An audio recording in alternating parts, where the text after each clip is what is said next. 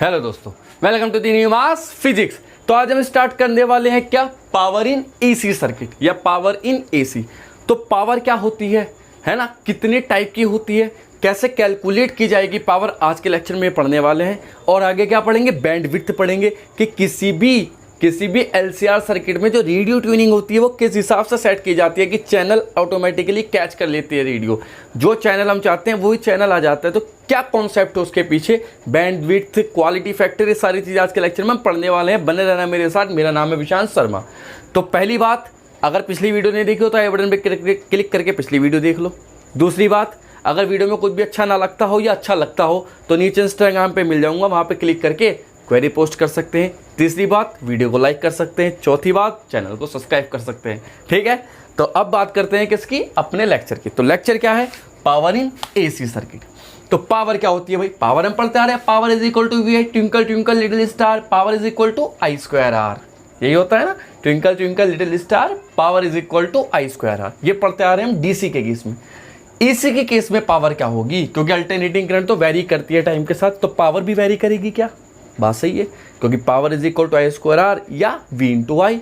और जब वी भी वेरी करेगा, आई भी वेरी करेगा, तो पावर ऑटोमेटिकली वेरी करेगी। ठीक है ना, तो पावर करेगी वेरी। अब जब पावर वेरी करेगी तो अब दो केस हो जाते हैं। जब अल्टरनेटिंग करंट, जब करंट चेंज होगी तो केस दो बनते हैं, एक तो आरएमएस वैल्यू और एक एवरेज वैल्यू। तो आरएमएस पावर होगी कौन सी, एवरेज पावर होगी। तो कैलकुलेट करते हैं भैया ना, बात करते हैं एवरेज पावर की, आरएमएस पावर की। तो देखो पहले क्या बात करते हैं, पावर इन सर्किट। तो पावर क्या होगी, we know that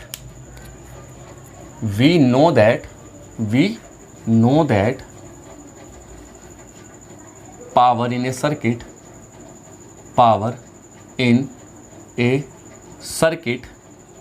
is the multiplication of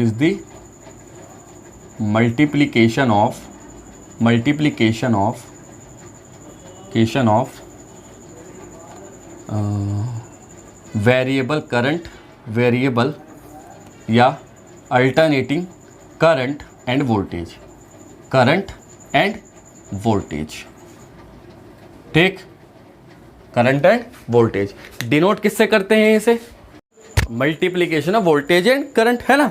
तो सिंपल सी बात है, देखो तो कैसे कर सकते हैं हम यहाँ, देखो इसे अब हम इसे क्या लिख सकते हैं, इसे लिख सकते हैं power at a time T. मान लो हमारे पास ये रजिस्टर है या कोई भी एक XYZ कोई भी कंपोनेंट हो सकता है, यहाँ से अल्टरनेटिंग करंट आ रही है, ऐसे ये सोर्स है, अल्टरनेटिंग करंट है V is equal to V naught sine omega T, और करंट जो चल रही है वो एक फेस आगे चल रही है। मुझे पता है कि करंट इसके साथ जीरो फेस पे चलती है रजिस्टर के साथ। तो मान लो कोई वैसे एक्स कंपोनेंट है, ये क्या है, कोई कंपोनेंट है एक्स, हमें नहीं पता क्या है, भले सिंबल रजिस्टर जैसा लग रहा है, ठीक है ना। इसे बॉक्स बना दो ऐसे, ले लो भैया लो, ये बन गया बॉक्स। अब ठीक है, अब तो कोई दिक्कत नहीं। तो power at a time T can be written as I at a time T into V at a time T.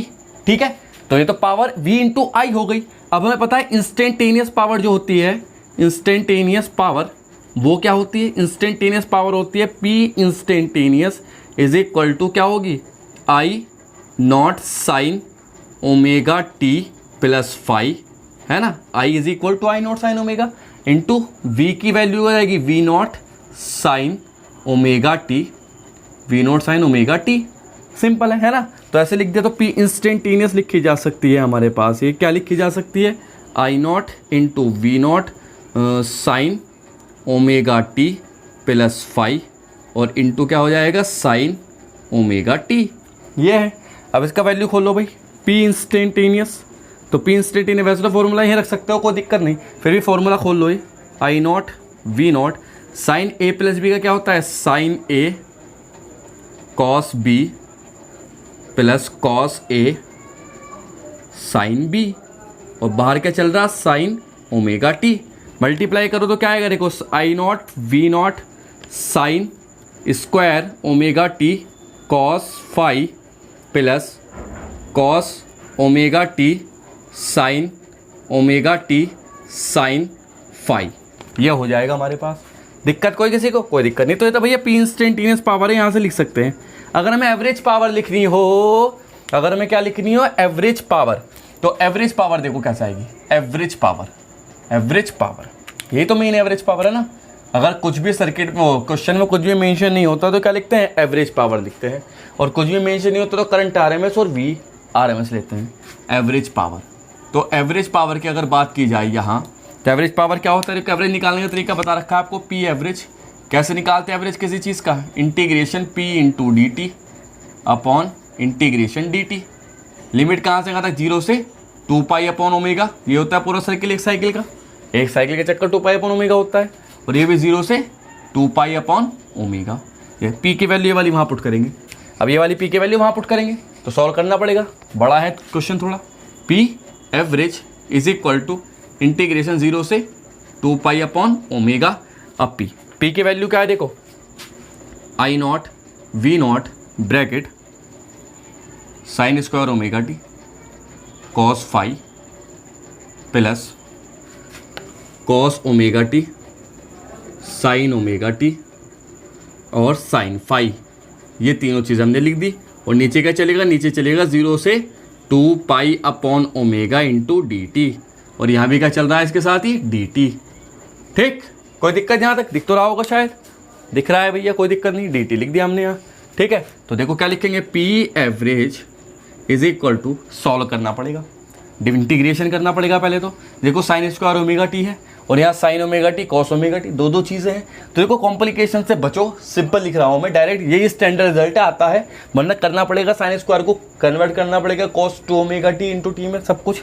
तो कुल मिला के आएगा सब सॉल्व करके, i naught into we naught 1/2 cos phi, ये रह जाएगा अकेला, क्योंकि टी वाली टर्म तो टी के जगह 2 पाई अपॉन ओमेगा रखेंगे तो वो अब ऐसे ही खत्म हो जाएगी।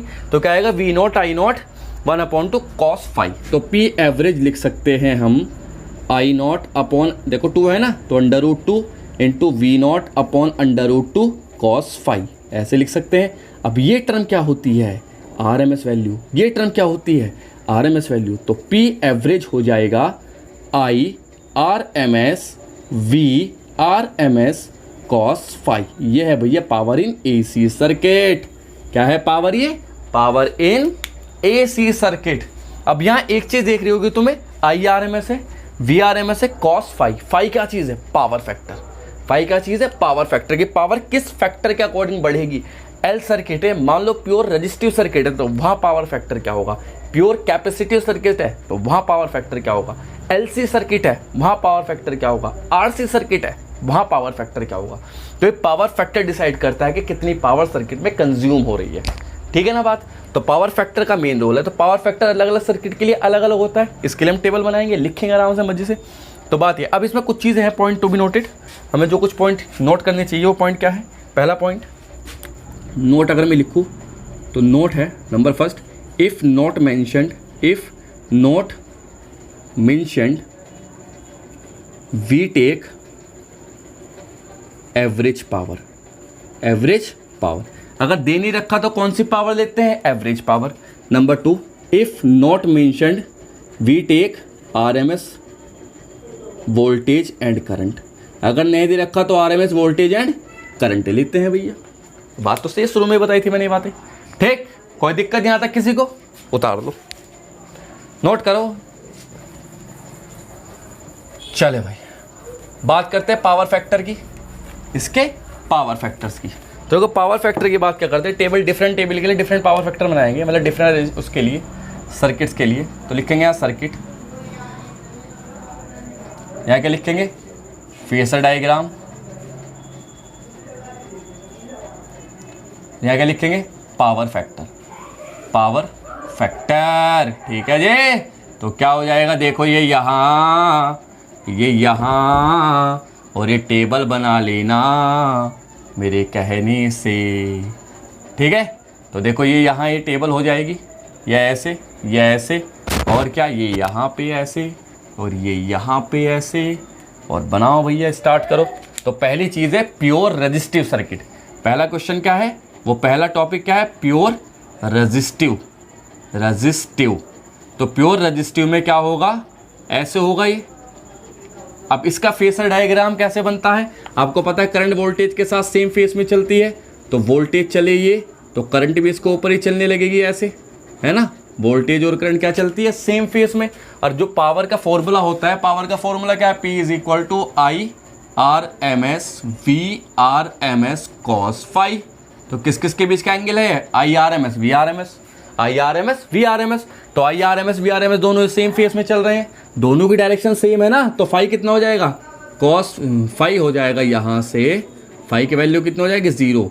तो cos फाई कितना, cos 0 कितना हो जाएगा? 1। तो पावर फैक्टर क्या हुआ? 1। तो cos फाई को अगर डायरेक्ट लिखे तो क्या हो जाएगा? cos फाई की वैल्यू 1 हो जाएगी यार, cos फाई की वैल्यू। ठीक, कोई दिक्कत? दूसरा, यहाँ थोड़ी बढ़ा लो इस लाइन को यार, है ना, थोड़ी लाइन को क्या करते हैं? इंक्रीज कर, एक्सटेंड कर देते हैं, इंक्रीज नहीं एक्सटेंड, ये ऐसे सही रहेगा। दूसरा, ये प्योर रेजिस्टिव ऐसे लिख लो, pure resistive circuit, pure resistive circuit ऐसे था ये। ठीक है जी। दूसरा, pure inductive circuit, pure inductive circuit. Pure inductive circuit कैसे बनता है? ऐसे बनता है ना, L, और ये था R। इसका क्या चलता है? करंट 90 डिग्री क्या चल रही है? पीछे चलती है।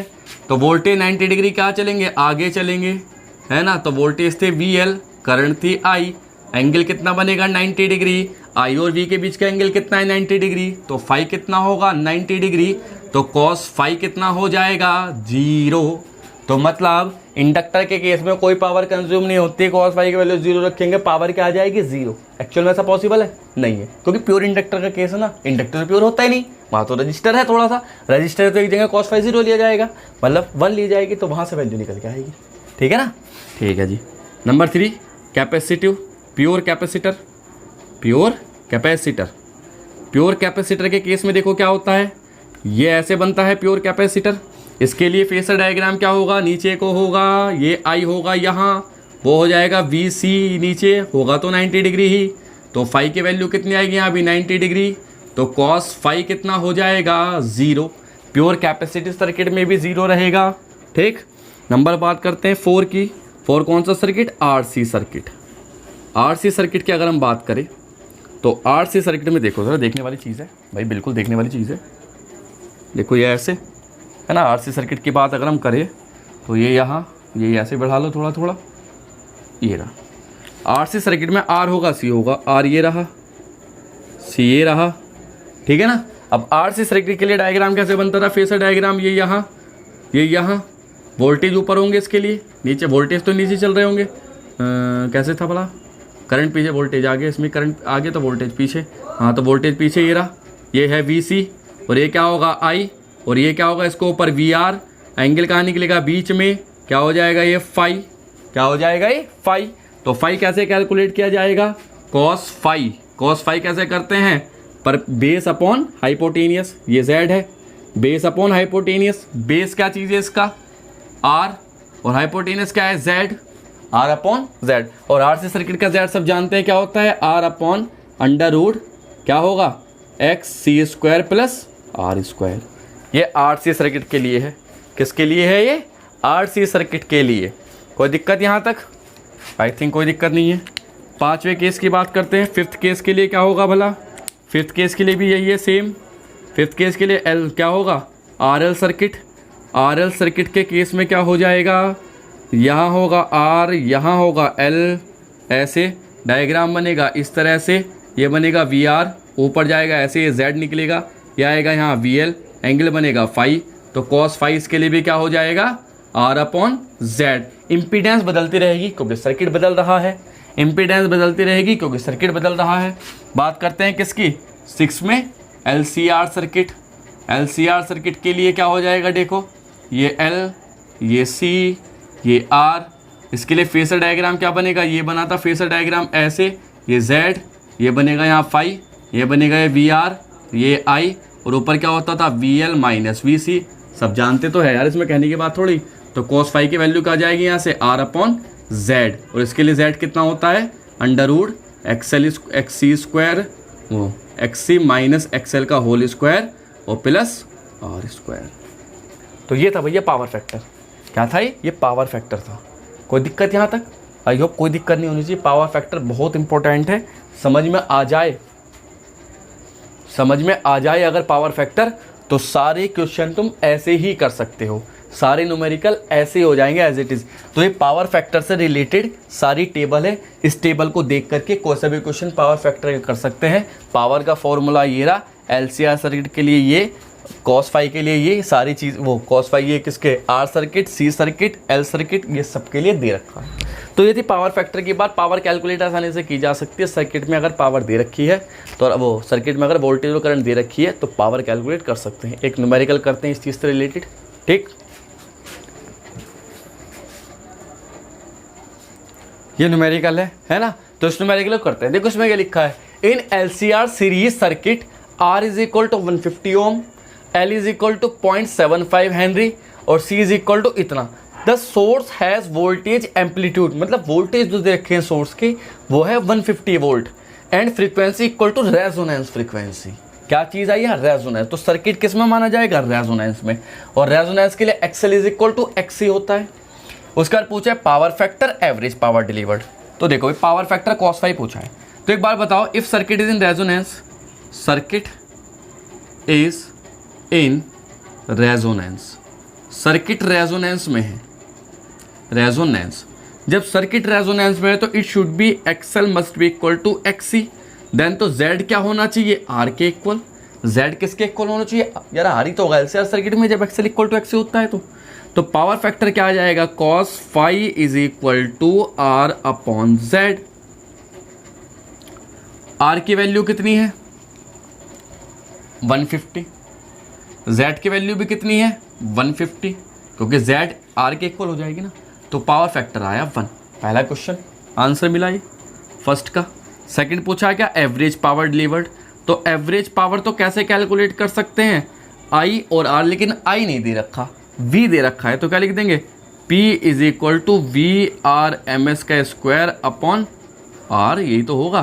तो VRMS कितना है 150 इंटू 150। अभी ये है मैक्सिमम वोल्टेज, ये कौन से मैक्सिमम, ये V0 है, लिखा भी देखो, the source has voltage amplitude. Voltage amplitude क्या होता है, जैसे ये ऐसे चल रहा है वोल्टेज, तो ये वोल्टेज का एम्पलीट्यूड है, तो मैक्सिमम वोल्टेज माने जाएंगे ना V0 ये। तो V0 दे रखा है, हमें चाहिए VRMS। तो VRMS क्या होता है, VRMS होता है V0 अपॉन अंडर रूट 2। तो लिख दो भैया यहाँ क्या आ जाएगा, देखो 150 इंटू 150 अपॉन 2 अपॉन 150। 150 से 150 कैंसिल, 2 से 75 टाइम्स, तो 75 वाट आ जाएगा। आई बात समझ में। तो ऐसे हम पावर कैलकुलेट कर सकते हैं, कोई दिक्कत, इजी न्यूमेरिकल है, आराम से सॉल्व हो जाएंगे, कोई शक वाली बात नहीं, कोई दिक्कत वाली बात नहीं, कुछ नहीं, ठीक है। बात करते हैं किसकी, बैंडविड्थ। बैंडविड्थ क्या होती है, और बैंडविड्थ के अलावा क्या होता है, क्वालिटी फैक्टर क्या होता है।